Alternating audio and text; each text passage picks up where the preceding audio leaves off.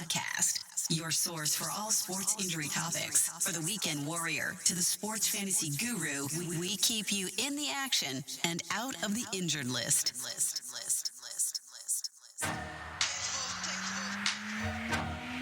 Ladies and gentlemen, please welcome the host of the Injured List Podcast, Brian Scott.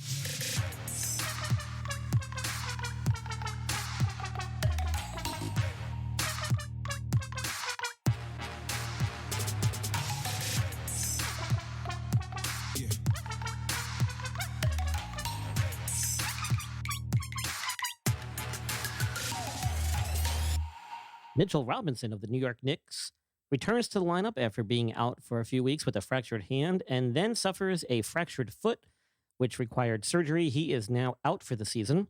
We'll get into that in more detail. Also, defenseman for the Florida Panthers, Aaron Ekblad, has a gruesome leg injury, which then required surgery, and he too is out for the season, and we'll talk a little bit about that as well. So please stay with us right after these messages. We'll be right back.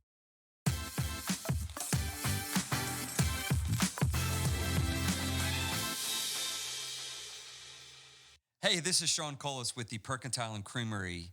We are the premier coffee, ice cream, and dessert bar in the Charlotte metro area. We're thrilling people with our amazing interior design, our incredible customer service, and the quality of our offerings.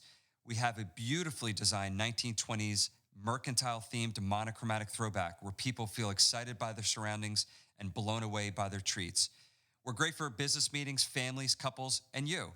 Ask about our room rentals for meetings, events, or parties.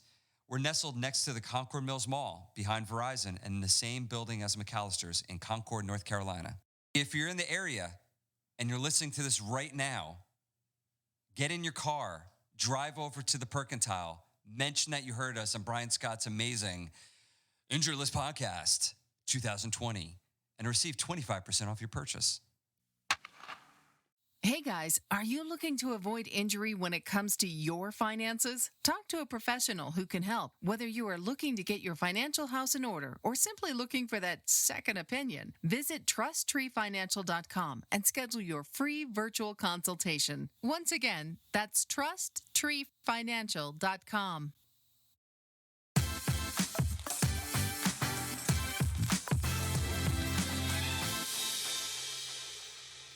You're listening to the Injured List Podcast with your host, Brian Scott, your go-to resource for all sport injury-related topics. For show notes and other resources, visit theinjuredlist.com.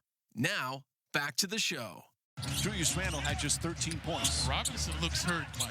So he did not make it up the floor. R.J. Barrett shot blocked by Robinson Connaughton. looked like he turned his ankle, folks. So He's Mitchell had trouble with that ankle. Yep.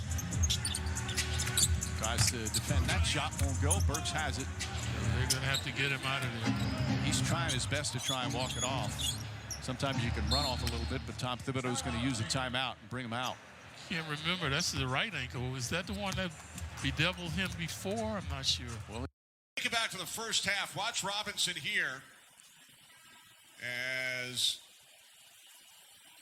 makes contact with Julius Randle. Watch the right hand.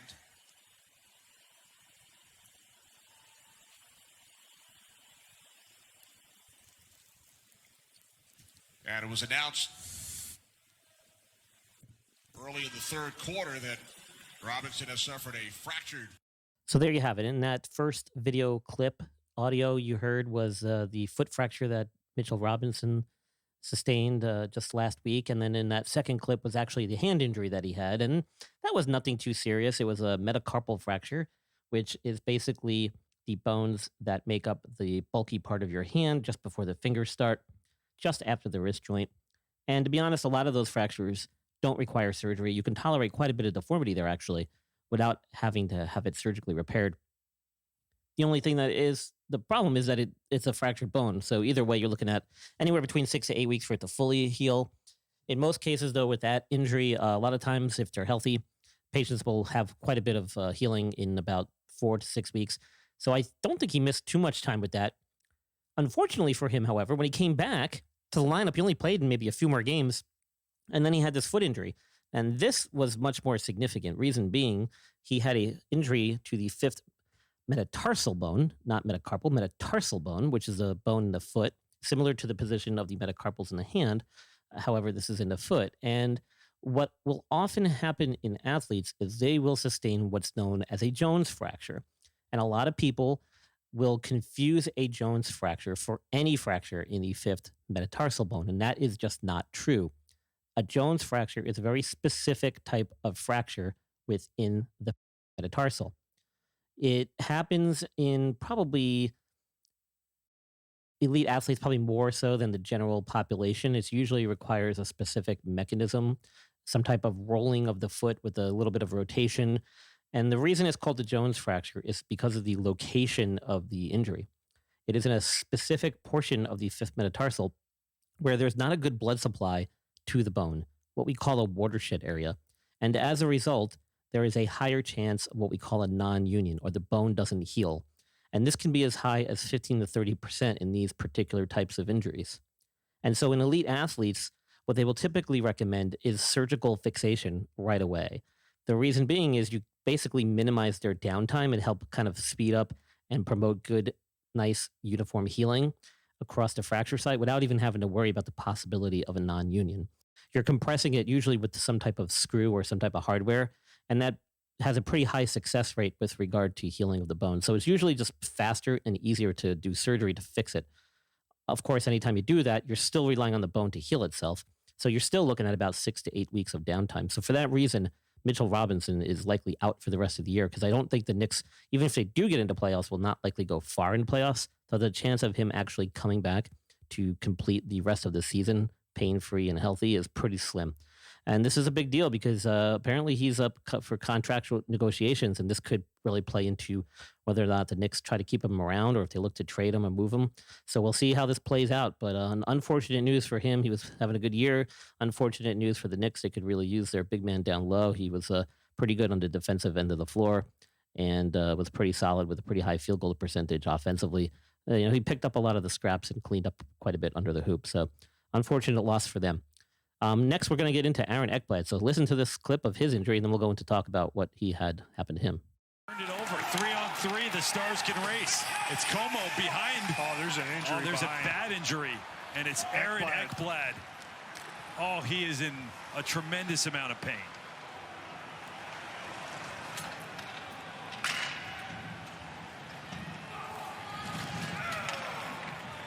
Man, that's awful.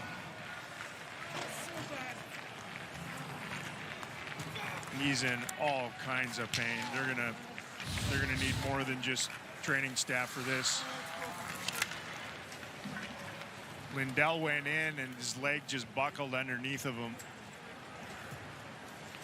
in an awkward collision down in the corner.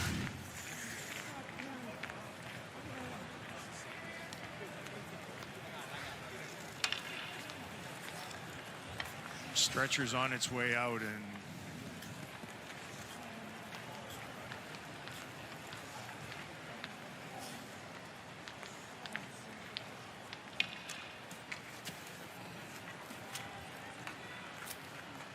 that is a truly awful sight.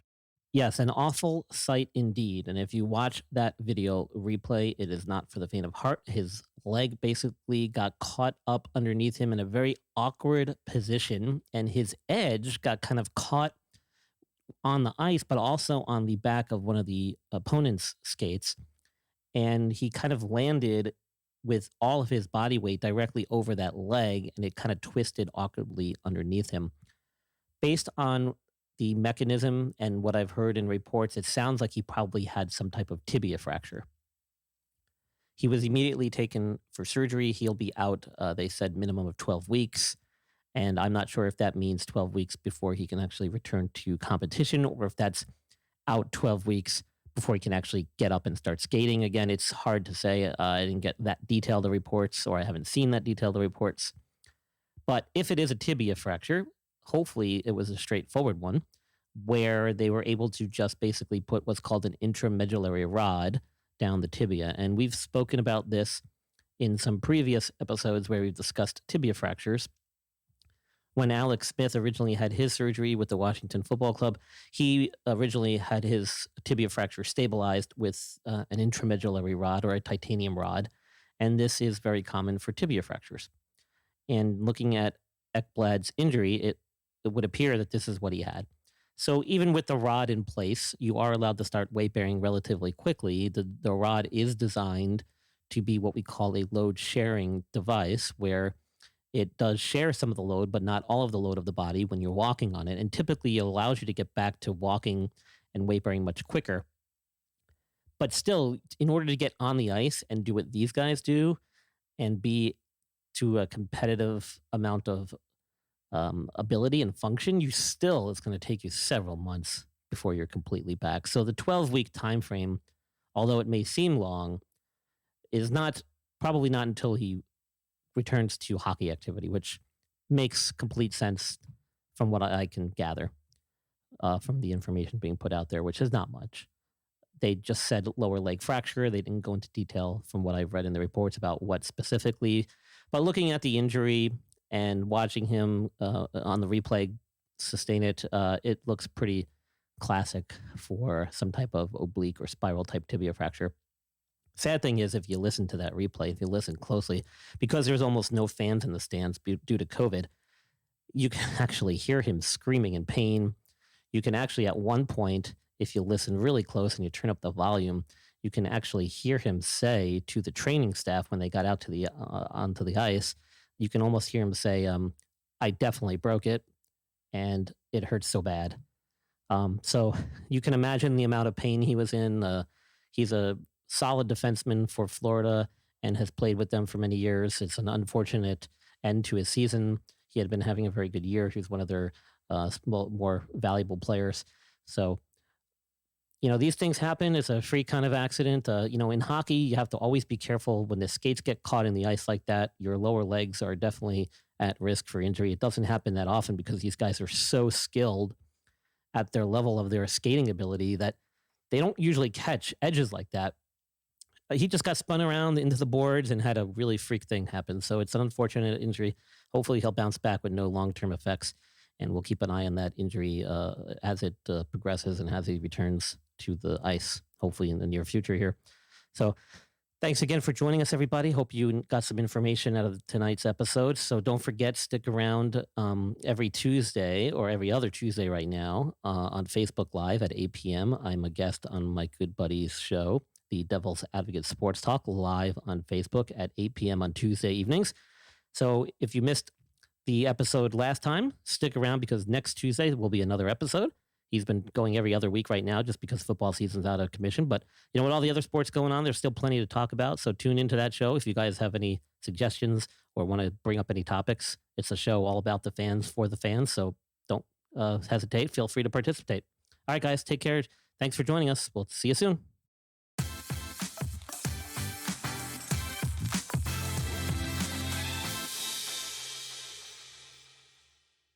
The Injured List podcast is proudly sponsored by TransitioningVeteran.com. Founded in 2008 by a former enlisted armed service member, Transitioning Veteran provides free information and resources to help guide past, future, and present service members through the transition process from active service to civilian life. This free website provides links, articles, and general information about the services available to members of the armed forces and their dependents. It can be a daunting task searching for pertinent information in today's technological age. TransitioningVeteran.com hopes to provide a centralized location for the many resources that are available to military veterans. From education benefits, employment opportunities, to medical benefits for both military members and their families, make TransitioningVeteran.com your go-to resource. On behalf of the Injured List podcast, we thank you for your service. And through our partnership with TransitioningVeteran.com, we hope to give back to the military community.